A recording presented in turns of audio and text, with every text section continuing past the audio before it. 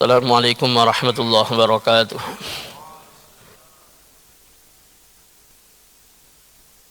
Innal hamdalillah nahmaduhu wa nasta'inuhu wa nastaghfiruh. Wa na'udzu billahi min shururi anfusina wa sayyiati a'malina. May yahdihillahu fala mudilla lahu wa man yudlil fala hadiya lahu. Asyhadu an la ilaha illallah wahdahu la syarika lahu. وأشهد أن محمدا عبده ورسوله لا نبي بعد أما بعد فإن أصدق الحديث كتاب الله وخير الهدى هدى سيدنا محمد صلى الله عليه وسلم وشر الأمور محدثاتها وكل بدعة ضلالة وكل ضلالة في النار. اللهم إني أعوذ بك أن أضل أو أضل أو أزل أو أزل أو أظلم أو أظلم أو أجهل أو يجهل علي. رب زدني علما وسع لي في رزقي وبارك لي فيما رزقتني واجعلني محبوبا في قلوب عبادك وعزيزا في عيونهم واجعلني وجيها في الدنيا الآخرة ومن المقربين يا كثير النوال يا حسن الفعال يا قائما بلا زوال يا مبدئا بلا مثال. فلك الحمد ولك المنة ولك الشرف على كل حال. اللهم إنا نسألك حبك وحب من يحبك والعمل الذي يبلغنا حبك. وصلى الله وسلم على سيدنا مولانا محمد وعلى آله وصحبه أجمعين. الحمد لله رب العالمين. بسم الله الرحمن الرحيم. وبالسند المتصل إلى الإمام النووي رحمه الله تعالى ونفعنا به وبعلومه في الدارين آمين. قال في كتابه رياض الصالحين باب التقوى إلى أن قال. فالأول عن أبي هريرة رضي الله عنه قال قيل يا رسول الله من أكرم الناس فقال أتقاهم فقالوا ليس عن هذا نسألك قال فيوسف نبي الله ابن نبي الله ابن نبي الله ابن خليل الله. قالوا ليس عن هذا نسألك قال فعن معادل العرب تسألوني خيارهم في الجاهلية خيارهم في الإسلام إذا فقهوا. متفق عليه. إذا فقهوا وفقهوا بضم القاف المشهور وحكي بكسرها أي علموا أحكام الشرع. Jamaah salat subuh Masjid Al-Munawwarah yang dimuliakan Allah, hafizakumullah. Alhamdulillah kita bisa bersama kembali di waktu subuh yang mulia, yang banyak sekali keistimewaan dan fadilah di dalamnya, untuk melaksanakan sholat berjamaah, melaksanakan sholat sunnah rawatib, dilanjutkan dengan bermudzakarah, mengkaji ilmu dalam rangka tawasau bil haqqi wa tawasau bis sabr. Tema kita kali ini masih sama dengan sebelumnya, yaitu kitab Riyadhus Shalihin bab taqwa ya. Ayat-ayat taqwa sudah kita baca. Ada satu ayat taqwa yang kemudian menyimpulkan semuanya. Ala inna awliya Allahi la khawfun alaihim wa lahum yahzanun alladzina amanu wa kanu yattaqun lahumul bushra fil hayatid dunya wa fil akhirah la tabdila li kalimatillah dzalika huwal fawzul azim. Ada ayat takwa, perintah untuk takwa, ya alladzina amanu taqullaha haqqa tuqatih. Kita diminta oleh Allah untuk bertakwa dengan sebenar-benarnya takwa. Fattaqullaha mastata'tum, bertakwa semampunya, kerahkan semua potensi yang dimiliki untuk taat kepada Allah, menjalankan perintahnya, menjauhi larangannya. Lalu kemudian bertakwa kepada Allah, ya ayyuhalladzina amanu taqullaha wa qulu qawlan sadida. Bertakwa kepada Allah, ucapan kata-kata yang benar. Lalu kemudian ada berita baik, wa may yattaqillaha yaj'al lahu makhraja wa yarzuqhu min haitsu la yahtasib. Yang bertakwa kepada Allah ketika punya masalah, punya problem, Allah kasih solusi. Lalu kemudian Allah akan berikan rezeki tanpa ia perkirakan, tanpa diduga-duga. In tattaqullaha yaj'al lakum furqana wa yukaffir ankum sayi'atikum wa yaghfir lakum wallahu dzul fadlil azim. Kemudian ada informasi baik juga, jika kalian bertakwa kepada Allah, maka Allah akan memberikan kalian kemampuan untuk bisa membedakan mana yang hak dan mana yang batil. Kemudian dosa-dosa kalian akan dilebur, diampuni. Ini adalah berita baiknya. Lalu kemudian disimpulkan oleh pensyarah, ada ayat takwa yang sebenarnya ini sangat cukup. Andai saja tidak ada ayat takwa yang lain. Apa itu? Ala inna awliya Allah la khawfun alaihim walahum yahzanun. Ingatlah, ketahuilah, sesungguhnya wali-wali Allah, mereka adalah orang-orang yang tidak punya rasa takut dengan apa yang akan dihadapi di masa yang akan datang, dan mereka adalah orang-orang yang tidak bersedih hati terhadap apa yang tertinggal di masa lalu. Alladzina amanu wa kanu yattaqun. Wali-wali Allah yang seperti ini adalah orang-orang yang beriman dan orang-orang yang bertakwa. Walahumul busyra fil hayatid dunya fil akhirah. Kata Allah, orang-orang yang seperti ini akan mendapatkan informasi baik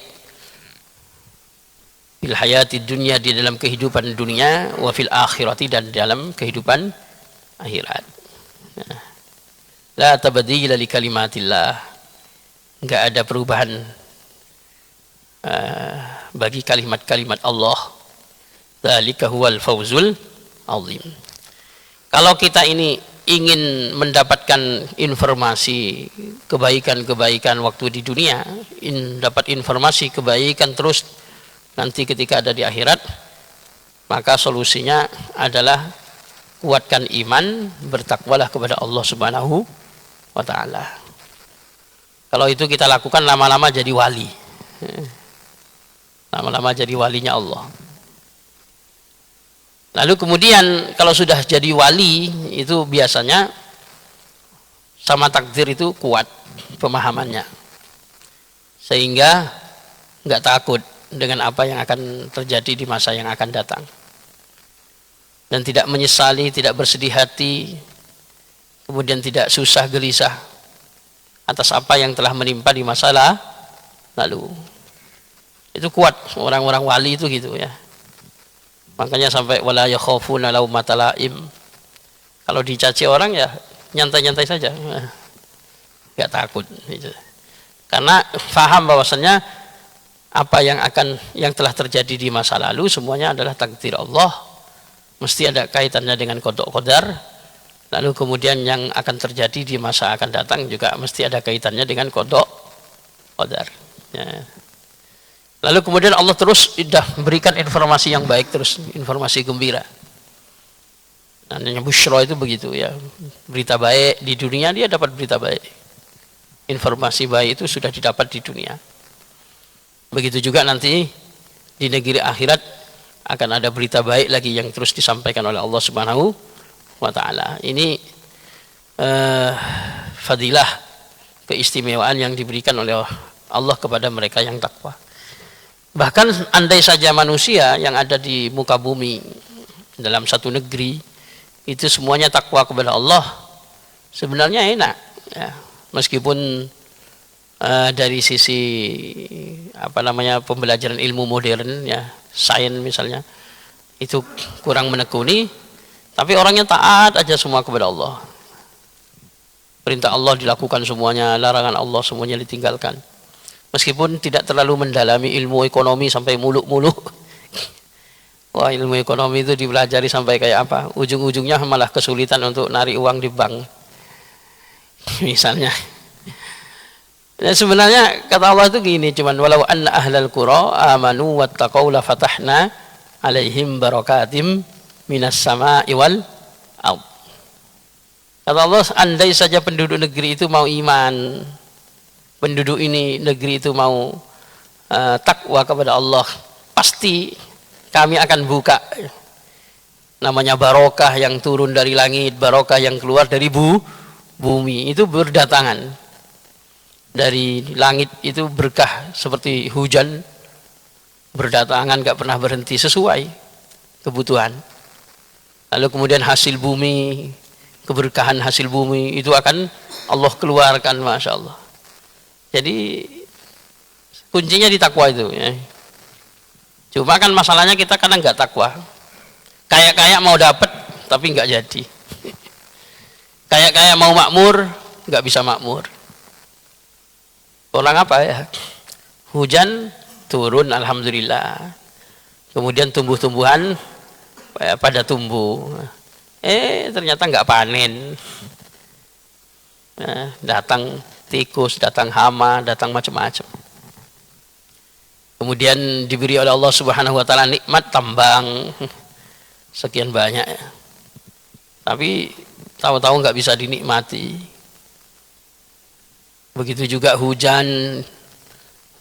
Kita berada di negara misalnya yang hujan itu tertib. Tapi lama-lama banjir nggak pernah berhenti. Ya, kadang-kadang begitu itu ya karena kita ya, karena kita. Sebenarnya kan kalau mau iman, mau takwa, maka kemudian keberkahan langit, keberkahan bumi akan Allah keluarkan semuanya. Allah kasih. Makanya kalau dari sisi logika itu, ya misalnya kayak negara-negara yang sulit untuk mendapatkan hasil bumi, kan susah logikanya itu harus bisa makan buah, bisa makan ya namanya biji-bijian. Tapi ternyata bisa sempurna, lebih sempurna daripada kita. Yang namanya emas itu bisa jadi kita yang paling kaya. Tapi yang make justru bukan kita. Gelang-gelang perempuan-perempuan itu mereka yang paling banyak memakainya. Ya itu bisa jadi akibat kita kalah takwa ya. Bisa jadi karena apa? Kita kalah dari sisi takwa. Tapi andai saja kita ini takwa semuanya, barokah akan turun dari langit, barokah akan turun akan keluar dari bumi. Itu ayat Al-Quran, nas itu sudah nasnya Al-Quran. Pokoknya kalau penduduk negeri itu takwa, iman semuanya, wah Allah akan keluarkan semuanya, hasil bumi, keberkahan langit Allah keluarkan semuanya. Ini namanya apa?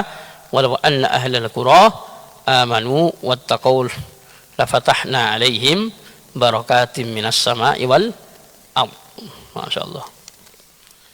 Ini dari beberapa ayat Al-Quran yang kita bahas sebagian. Selanjutnya kita masuk pada hadis. Hadis yang pertama, fal awwalu an Abi Hurairah. An Abi Hurairah diceritakan dari sahabat Abu Hurairah radhiyallahu, semoga meridai Allah subhanahu anhu, dari Abu Hurairah. Semoga Allah meridai Abu Hurairah. Qala Abu Hurairah berkata, kila, ditanya Rasulullah, ya Rasulullah, wahai Rasulullah, man akramun nas, siapa manusia yang paling mulia? Rasulullah, manusia yang paling mulia itu siapa? Karena kalau kita nengok manusia ini kan beraneka ragam. Namanya an-nasu ajnasu, manusia itu berjenis-jenis. Beraneka ragam, dari sisi postur tubuh beraneka ragam, dari sisi kulit beraneka ragam, dari kelamin juga beraneka ragam. Namanya manusia.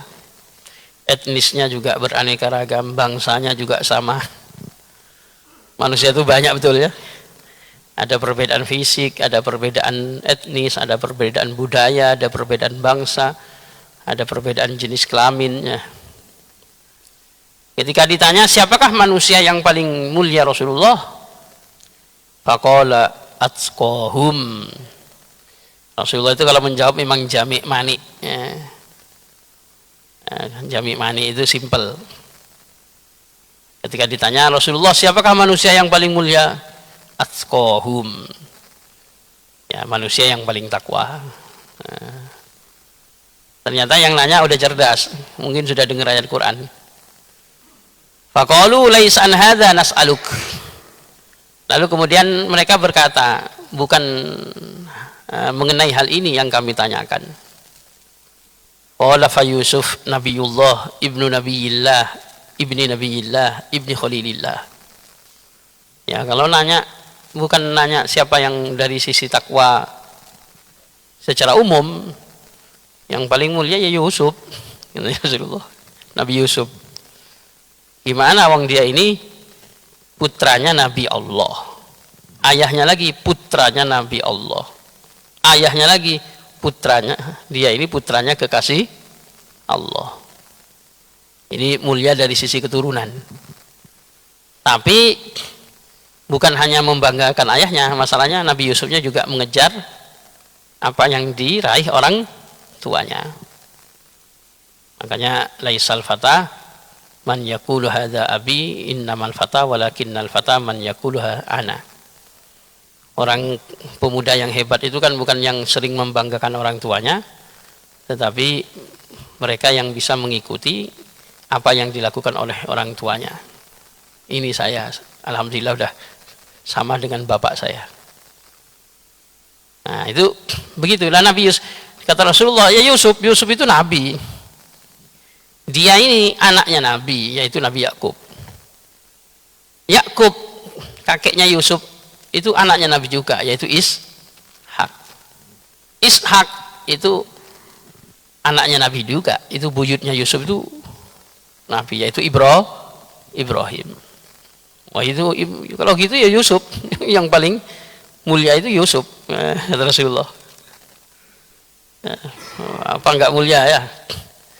Kalau Rasulullah kalau menyebut dirinya sendiri dari sisi faktor, dari sisi keturunan ya beliau Nabi, tapi kan bukan anaknya Nabi. Kalau mau nanya dari sisi keturunan, maksudnya orang paling istimewa Yusuf. Mulai dari dirinya hingga sampai buyutnya itu Nabi semua. Nah, itu kan anaknya Nabi, kemudian cucunya Nabi, sampai ke atas-atasnya itu Nabi semua, kata Rasulullah. Qalu laisan hadza nas'aluk. Lalu kemudian para sahabat itu masih bilang lagi, bukan mengenai hal ini kami bertanya kepada Anda, katanya. Qala fa'an ma'atilil Arab tas'aluni, katanya. Nah, kamu tadi nanyanya umum, kata Rasulullah. Apakah kalian ini menanyakan tentang komunitas anak cucunya orang Arab? Nah, lingkungan Arab saja yang kamu tanya, katanya. Namanya khiyar, namanya ma'din itu tambang. Tambang itu timbunan ya yang berkaitan dengan orang Arab saja misalnya. Itu ya yang kalian tanyakan, katanya. Khiyaruhum fil jahiliyah khiyaruhum fil Islam idza faquhu atau idza faqihu. Oh, kalau itu yang kalian tanyakan, kata Rasulullah, terbaiknya anak cucu Arab ya adalah yang terbaiknya mereka di masa jahiliyah. Kalau mereka ini ilmunya luas, pemahaman fikihnya juga luas. Di dalam Islam ya, di dalam Islam. Muttafaqun alaih, hadis Imam Bukhari dan Imam Muslim dengan sanad yang sama. Bisa dibaca dhammul qaf menurut yang masyhur, bisa kasrul qaf berarti faquhu atau faqihu. Maknanya apa? Alimu ahkam syar'i. Ternyata berdampak juga kan, namanya nasab itu. Kalau kalian nanya yang terbaik di dalam lingkungan Arab saja, ya yang dulu di masa jahiliyah itu tokoh-tokoh, orang-orang istimewa, orang-orang yang dianggap paling baik, sekarang sudah zamannya Islam, kemudian mereka tetap lingkungan mereka ini kemudian terkondisikan menjadi orang-orang tokoh lagi, tapi tokohnya tokoh dalam Islam beda sama tokoh jahiliyah. Apa tokoh dalam Islam? Ilmunya luas, pemahaman fikih, ilmu syariatnya juga luas. Nah ini ya dia yang terbaiknya. Makanya ya orang-orang yang berdarah biru itu ketika masuk Islam itu, lalu kemudian mereka belajar sungguh-sungguh, ya tetap Allah karuniakan apa? Kebaikan mengalahkan yang lain. Kayak Bani Israel itu loh. Bani Israel kan secara umum mengalahkan semuanya. Namanya Bani Israel ini dari suku Bani Israel ya, keturunannya Nabi Itu dimanapun itu terbaik Allah berikan kepada mereka karunia. Cuma sayang karena ketika Rasulullah diutus kemudian mayoritas di antara mereka tidak mau mengenal Islam, akhirnya kemudian ulaikal ladzina yal'anuhumullah wa yal'anuhumul la'inun. Mereka dilaknat oleh Allah, kemudian orang semuanya mencemooh mereka. Di mana-mana kan mereka dihujat. Nah, namanya Bani Israel ini. Keturunannya Nabi Yakub, tapi yang tidak mau Islam, kecerdasan otaknya, intelektualnya luar biasa, mengalahkan negara-negara manapun. Tapi karena nggak mau Islam, nggak mau apa? Islam, kemudian sering menyakiti, merasa tersaingi, iri dengkinya keluar, akhirnya semua orang menghujat, tapi menghujatnya jarak jauh. Nanti kalau deket nggak bisa ngomong, ya, karena takutnya. Dengan kekuatan militernya, dengan kecerdasannya, dengan intelijennya kita khawatir. Tapi apa namanya, sebenarnya mereka ini andai saja kalau kemudian mau mempelajari Islam, masuk Islam, waduh itu mesti jadi tokoh itu ya, mesti jadi tokoh terbaik. Orang-orang cerdas kayak begitu, orang-orang luar biasa kayak begitu, kemudian beragama Islam, wah itu langsung unggul itu, dari sisi bibit unggul itu Bani Israel. Makanya dari dulu ya begitu ya, jenengan telitilah ulama-ulama itu, kiai-kiai atau tokoh-tokoh masyarakat. Kemudian dia muslim, agamanya luas, sekarang ditokohkan, tengok nih basicnya dari mana, keluarganya, lingkungannya dari mana, nanti kan bagaimanapun biasanya ada tetesan-tetesan darah orang tua dan kakek-kakeknya. Nabi kita Muhammad SAW istimewa seperti itu, bukan sembarang orang juga. Ternyata Nabi Muhammad itu juga dari keturunannya apa? Abdul Muttalib. Nah, kita tahu kakeknya Rasulullah ya. Kakeknya Rasulullah itu adalah tokoh di masa itu. Makanya ketika Abraham mau menyerang Ka'bah itu, mereka curhatnya sama kakeknya Rasulullah, Abdul Muttalib. Abdul Muttalib itu mau gimana ya? Kilurahnya itu. Kita ini mau diserang oleh Abraha, ini sudah mendekat Ka'bah. Katanya Abraha, katanya Abdul Muttalib, nggak usah ngurusi, kalau ngurusi kita ya kalah dari sisi perlengkapan. Ka'bah itu adalah punyanya Allah. Yuk kita naik semuanya ke puncak gunung, kita melihat apa yang akan dilakukan oleh Allah terhadap mereka. Ya Abdul Muttalib. Akhirnya orang-orang Quraisy itu malah nonton, sudah paham Abdul Muttalib itu. Naik puncak gunung katanya. Betul ya, Abraha mau mendekati Ka'bah, kemudian panjang kisahnya, nanti ternyata Allah mendatangkan burung ababil. Dan Abdul Muttalib ya tokoh di masa itu.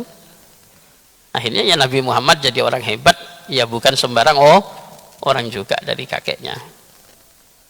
Seorang tokoh yang disegani.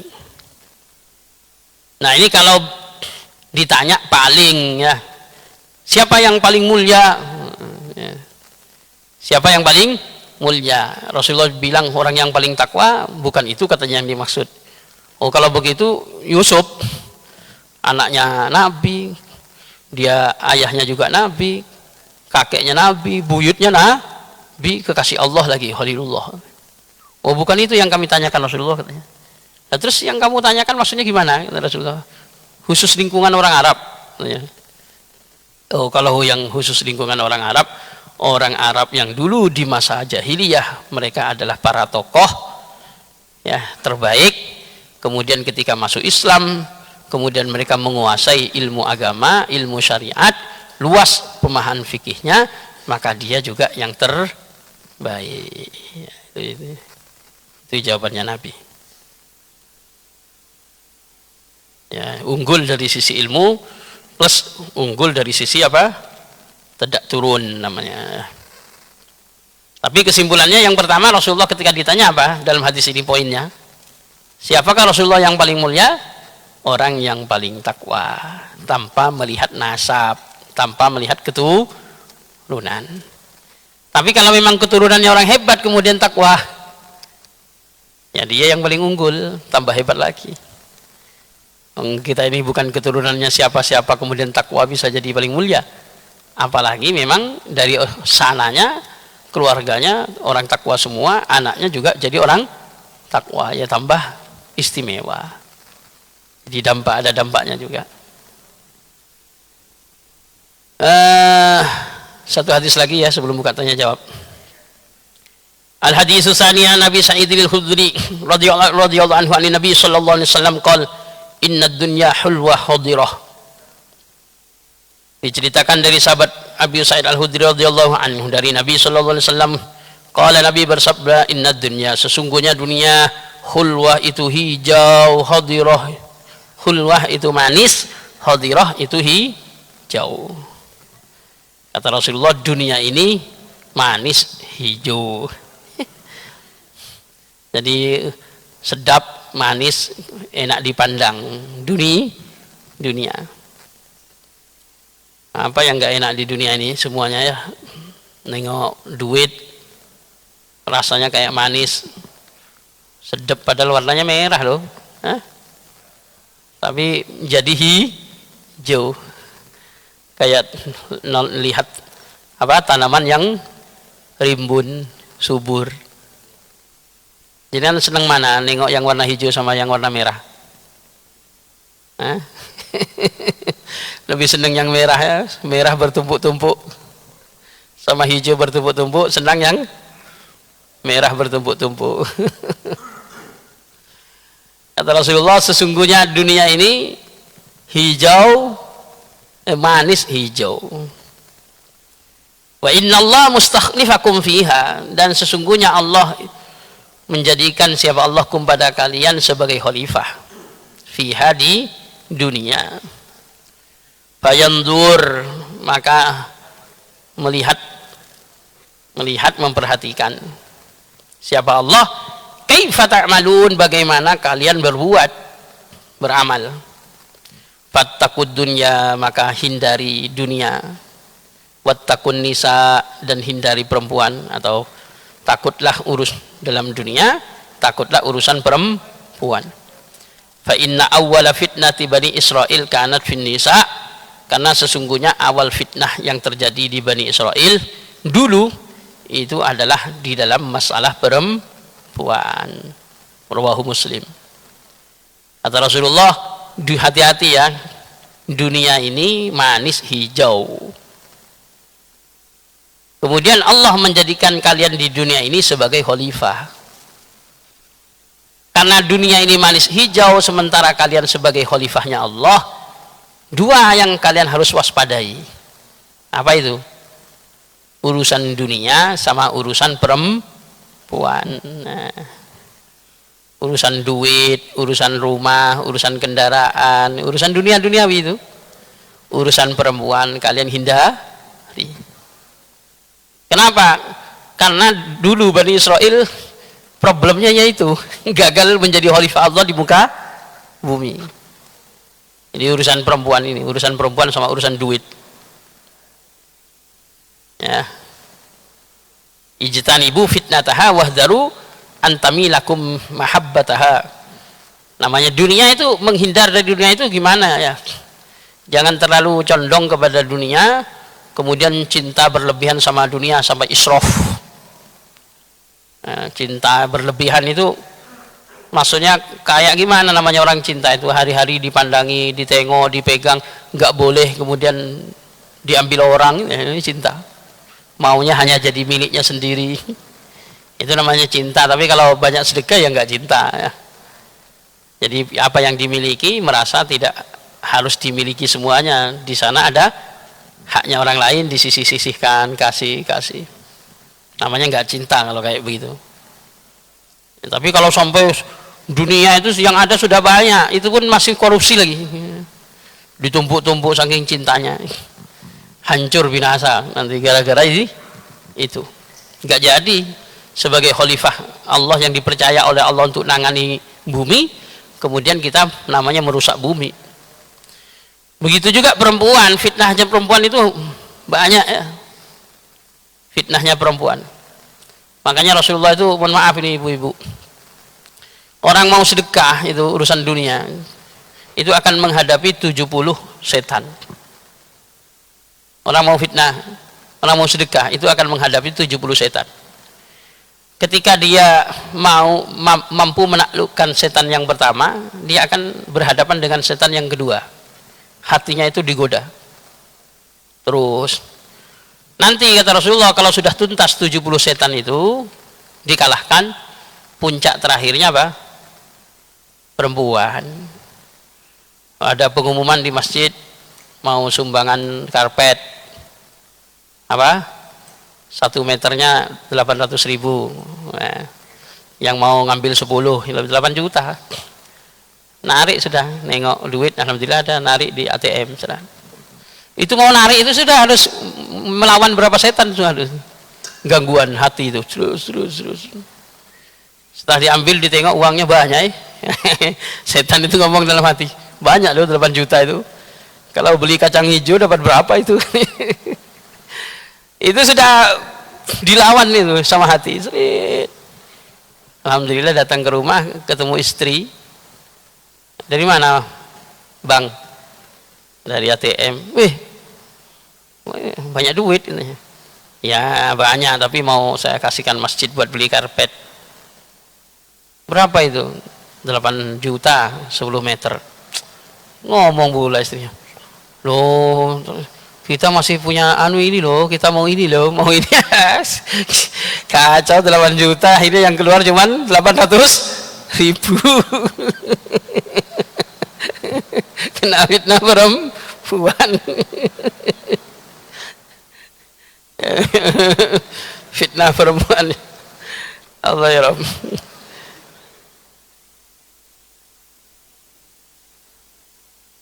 Enggak jadi ya, itu fitnah ya, fitnahnya dunia, fitnah perempuan. Banyak orang kena heboh fitnah, ribut kalau orang Madura carok itu gara-gara duit, kadang gara-gara perempuan. Ya ini fitnah, memang fitnah di dunia. Nabi Yusuf aja hampir, andai saja beliau kok gagal, nggak bisa jadi nabi, gara-gara fitnah perempuan. Sanggup seperti Nabi Yusuf, diajak perempuan di kamar, gak ada siapa-siapa, istrinya raja, Masya Allah cantiknya luar biasa, tahu-tahu kabur Nabi Yusuf ya, Nabi Yusuf.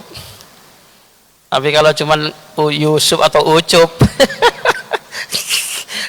otaknya aja nyari yang kayak gitu. Ini memang diajak itu bisa nggak mau ya. Nah Bani Israel itu dulu, orang-orang dulu itu gagal karena kena fitnah dua ini, fitnah perempuan, fitnah ya dunia ya awalnya. Ya sampai di sini udah mau suruk, 6 menit lagi, barangkali ada yang ditanyakan. Kalau nggak ada ditanya ya nanti dibaca lagi hadisnya.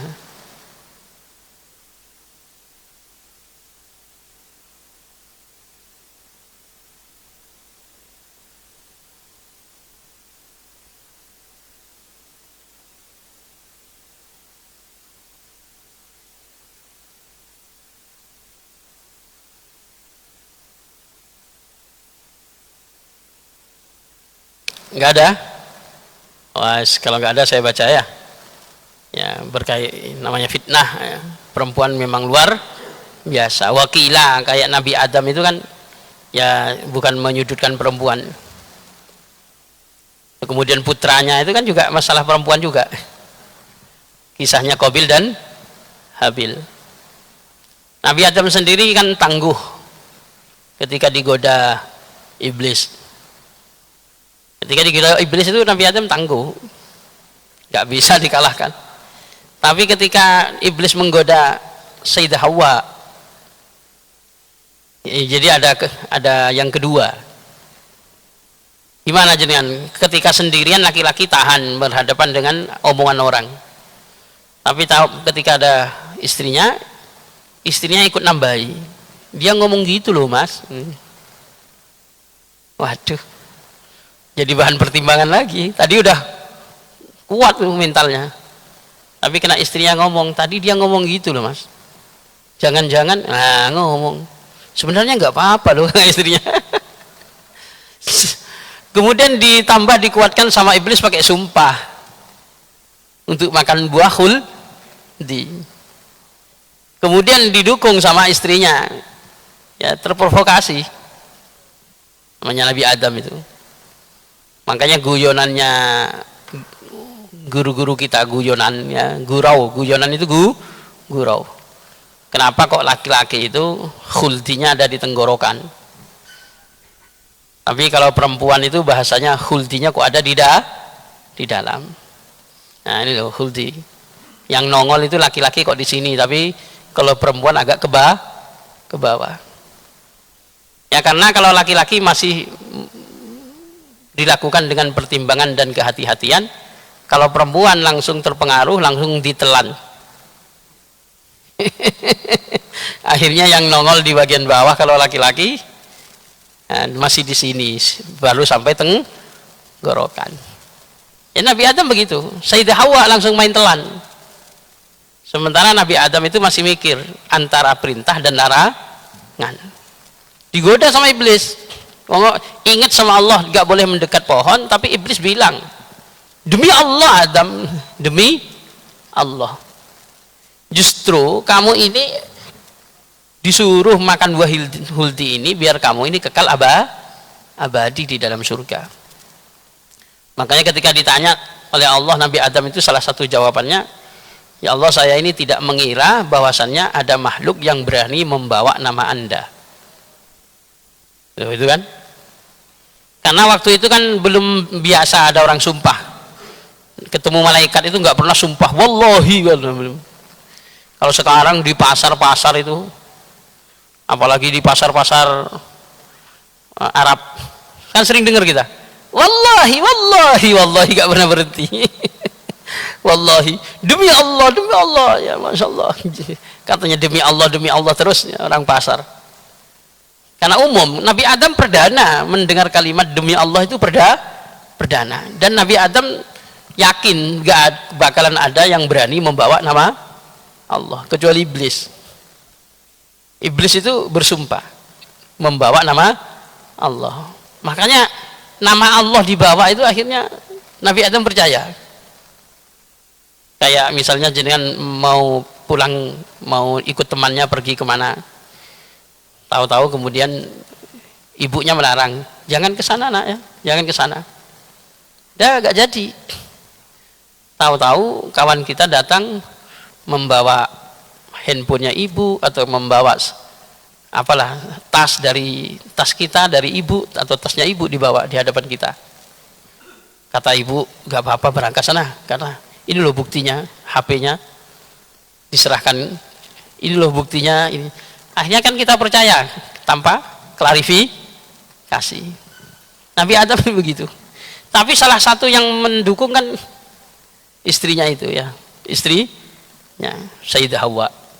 Nah ini kadang kita ini rusak gara-gara perempuan, fitnah perempuan. Qabil Habil kan juga gitu ya, Iklimah itu kan karena mau disilang, kemudian yang ini sama, ketika konsep karena Nabi Adam itu baru satu keluarga, kemudian kalau mau dinikahkan sama orang lain kan nggak ada, maka sistemnya itu adalah disilang. Yang lahir pertama lebih awal dengan yang kedua ini disilang. Tapi masalahnya ini tampan sama cantik, yang kedua kurang. Ketika disilang akhirnya yang terjadi apa? Jelek sama cantik, tampan apa, jelek sama tampan. Itu kan nggak terima si Qabil itu. Wah, nah ini jadi fitnah sampai terjadi pembunuhan. Makanya kadang fitnah itu diakibatkan karena dunia, fitnah itu juga kadang diakibatkan karena perempuan. Makanya kita ini oleh Allah Subhanahu wa taala diperintahkan untuk bertakwa kepada Allah, kemudian hindari dunia dan perempuan. Bukan karena apa, menghindari itu maksudnya jangan cinta berlebihan, karena memang dunia itu hijau dan manis. Orang-orang dulu banyak gagal gara-gara perempuan, itu hancur di situ. Mudah-mudahan bermanfaat. Sudah suruk, insya Allah pada pertemuan yang lain nanti kita akan lanjutkan kembali hadis yang ketiga insya Allah. Subhanakallahumma bihamdik asyhadu an la ilaha illa anta astaghfiruka wa atubu ilaik. Assalamualaikum warahmatullahi wabarakatuh.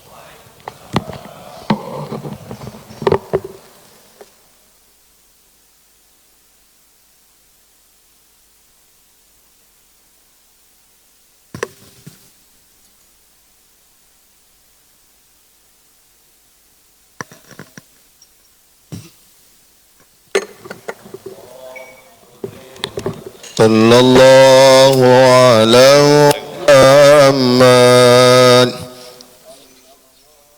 wa alaihi wasallam.